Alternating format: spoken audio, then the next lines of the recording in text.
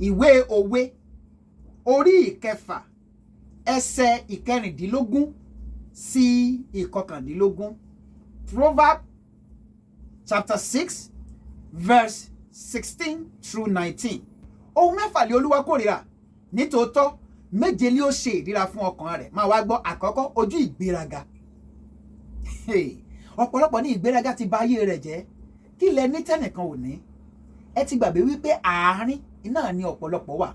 Gbogbo wa lórílẹ̀-èdè ní àgbáyé àárín lóníkálùkù wa, nítorí ohun tó o ní tó rò wípé o ní yìí ẹlòmíì ní jù bẹ́ẹ̀ lọ. Iwájú ló bá wọn kan, àwọn kan sì ń bẹ lẹ́yìn rẹ̀. Àárín ló wà. Àkọ́kọ́, ojú ìgbéraga. Olúwa kórìíra rẹ̀. Ẹlẹ́ẹ̀kejì, ètè èké. Ọ̀pọ̀lọpọ̀ ó ṣe èké jùgbà tí ilẹ̀ ti mọ́ èyí lọ. Bíbélì ní kí n sọ fún ẹ wípé Olúwa kórìíra rẹ̀.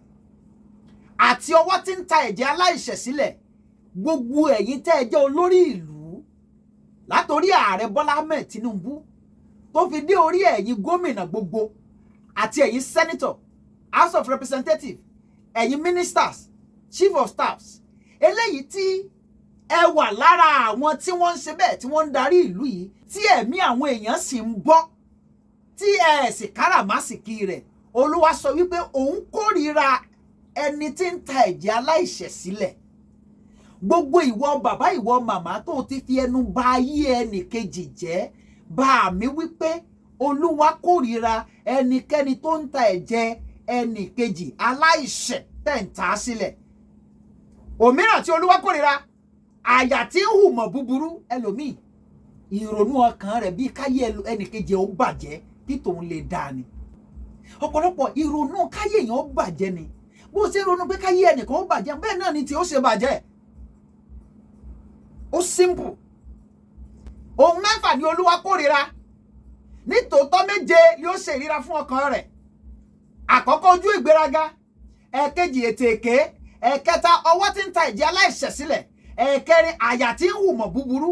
Ẹlẹ́ẹ̀karùn-ún, ẹsẹ̀ tí ó yára ní ire sísá sí ìwà ìkà. Ẹsẹ̀ lòmíì yára sí ire sísá ní ìwà ìkà. Òun nìyẹn.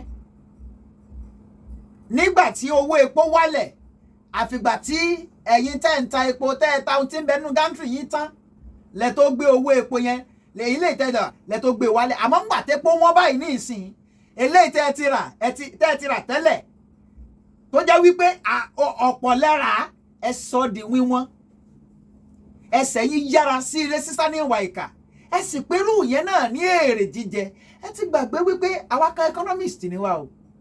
Ẹ lè parọ́ fún gbogbo èèyàn, ẹ lè tán gbogbo èèyàn jẹ, ṣùgbọ́n Olúwa yóò mú yín nítorí pé ẹ ń fi ara ni ẹni tí ó jẹ́ arákùnrin yín lára. Bíbélì tún wá sọ wípé ẹlẹ́rìí èké tí ń sọ èké jáde, ohun tí ò sojú ẹ̀ àǹtí, kò sojú yín mọ́mì, kò sojú yín dádì, ẹ sì ń sọ èké jáde. Ẹlòmíì ti jẹ́rìí ní ilé ẹjọ́ látàrí wípé wọ́n ní wọ́n fún lówó. Ó ti jẹ́rìí pa ẹnìkan, ó ti jẹ́rìí wípé yẹ lóòótọ́ ló ṣe bẹ́ẹ̀ ó sì mọ̀. Ẹlòmíì ó rò wípé wọn ò jẹ́rìí èké, bíi kẹ́kàn sọ pé ṣe lágbájá kọjá, ẹnìyàn ò kọjá o, ó kọjá náà. Ẹlòmíì wọ́n béèrè níbi iṣẹ́ rẹ̀ pé ṣe lágbájá ṣe iṣẹ́, ó mọ̀ pé ẹnìyàn ò ṣiṣẹ́. Àwọn ṣiṣẹ́ náà. Ẹlòmíì ẹnìkan ṣiṣẹ́, ó mọ̀ pé ẹnìyàn ṣiṣẹ́, ṣùgbọ́n nítorí wípé kò fẹ́ kẹ́nìyàn lọ, kò ṣiṣẹ́ náà. Olúwa kórìíra rẹ̀. Ohun míì tí Olúwa tún kórìíra tí ó jẹ́ ìkeje, òun ni ẹni tí ń dá ìjà sílẹ̀ láàrin àwọn arákùnrin. Gbogbo ẹ̀yin adarí wa pátápátá tẹ́ ń fi ọ̀rọ̀ ẹ̀sìn ń dá ìjà sílẹ̀ láàrin àwa arákùnrin. Bíbélì wípé Olúwa kórìíra yín, mo wá ń sọ wípé ègún ni yóò pa ìran yín run. Gbogbo ẹnikẹ́ni tí ó ń lo ọ̀rọ̀ ẹ̀sìn, ọ̀rọ̀ ẹ̀yà láti fi dá ìjà sílẹ̀ nítorí kí ó bá lè jèrè bọ̀ níbẹ̀ lórúkọ Jésù. Bíbélì sọ pé Olúwa kórìíra yín. Nígbà tí Olúwa ti kórìíra yín lórúkọ Jésù Kristi ti Násárẹ́tì, àti ẹ̀yin àti ìran yín a kì yóò rí yín mọ́.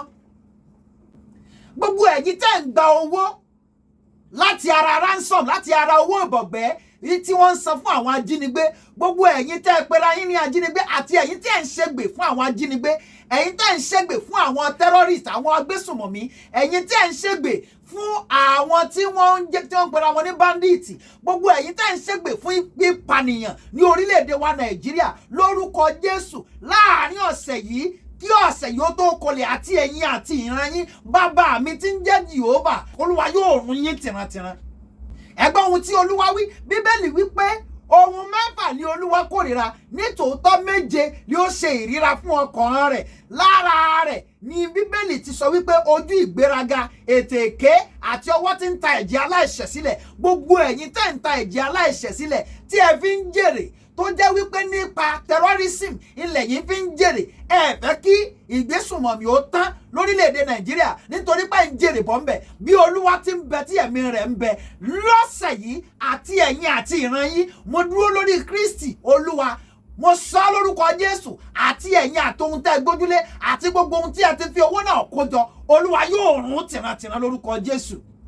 Bíbélì wípé ohun 6 ni Olúwa kórìíra, nítòótọ́ 7 ni ó ṣe ìríra fún ọkàn rẹ̀. Ojú ìgbéraga, kí lẹ ní sà, kí lẹ ní mà, kí ni tẹ́ ń gbé tẹ́ ń gbin nítorí pé ẹ ti ní followers, millions of followers, nítorí wípé ẹ ti lówó, ẹ lè ra mọ́tò, ẹ lè bàjẹ́, nítorí pé ẹ ti lágbára, ẹ nílé iṣẹ́, ẹ máa pàṣẹ tẹ́ ẹ mọ̀ pé yóò ní àwọn tó ń ṣiṣẹ́ lábẹ́ ẹ̀yin lára. Ẹ ti mọ̀ wípé ọ̀gá ni ọ́, kò sí ní tó sọ tí ò wá sí múṣẹ, ó sì ń já àwọn tí ń bẹ lẹ́yìn rẹ bọ́. Ohun tó ṣe fáwọn kan jọ́ kìíní àná tí ò sẹ́ni tó mú ọ sí, òun lèèyàn kan ṣe sí ọ ló lọ tì í mẹ́wọ̀n yìí láì jẹ́ kó lọ sí ilé ẹjọ́ rárá. Bíbélì wípé Olúwa kórìíra yín, ẹnikẹ́ni, I don't belong to that class. Olúwa kórìíra rẹ̀. Ètè èké, ẹnikẹ́ni tí ó bá ń ṣe èké, Olúwa kórìíra rẹ̀. Mọ́mí àti dádì, ẹ rọra, ẹ kúrò nídìí èké ṣíṣe, Olúwa kórìíra rẹ̀. Má ta ẹ̀jẹ̀ aláìṣẹ̀ sílẹ̀, kì í ṣe nípa ìgbésùnmọ̀mí nìkan, nípa píparọ́ mọ́ èèyàn, ó ti ta ẹ̀jẹ̀ aláìṣẹ̀ sílẹ̀. Nípa dídínà bí èèyàn ó ṣe lọ, ó tẹ̀jẹ̀ aláìṣẹ̀ sílẹ̀. Wọ́n fi ẹ́ ṣe gate man, ó jẹ́ káwọn yòókù wọn wọlé. Ọ̀dẹ̀, òpònú, èdè gate yẹn náà lọ́wọ́ àtàyè rẹ̀ ó fi bàjẹ́. Ó ti gbàgbé wípé nígbà tó bá ṣílẹ̀kùn fún èèyàn tó fi lọ, tó ràn yàn lọ́wọ́, gate man ló ní access sí olówó jùlọ. Bó o ti ní access yẹn, àwọn tó lè ràn wọ́n lọ́wọ́ láti ṣe bẹ́ẹ̀, láti ṣe rere, wọ́n lè má ràn ìwọ lọ́wọ́ direct, wọ́n ràn ọmọ rẹ lọ́wọ́. Olúwa yóò mú ọ kúrò nínú òṣì.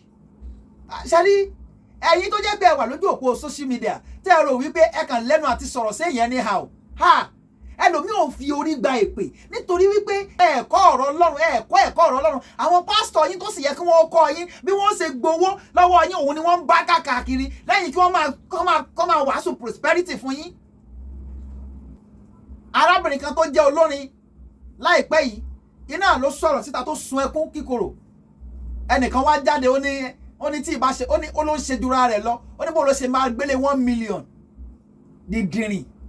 Lẹ́kọ̀ọ́ yìí ilé 10,000 ni kó gbé, àbíbo ni wọ́n ti rí. Ẹ̀mí ìkórìíra tí ń bẹ nínú ayé rẹ̀ kọ́lọ́run kó mú kú o. Ẹlẹ́rìí èké tí ń sọ èké jáde, irọ́ yìí náà ni, irọ́ la bí, irọ́ yìí náà ni. Olúwa ló ń kórìíra rẹ̀ o. Lọ́pọ̀ ìgbà àwọn ohun tí kò jẹ́ kí a rí ogún rere fi ilẹ̀ tí ó ń fa ègún sínú ayé wa àti àwọn ọmọ òun nìwọ̀nyí, Olúwa ló ń kórìíra rẹ̀. Lórúkọ Jésù, àánú Ọlọ́run ò ní fi wá sílẹ̀.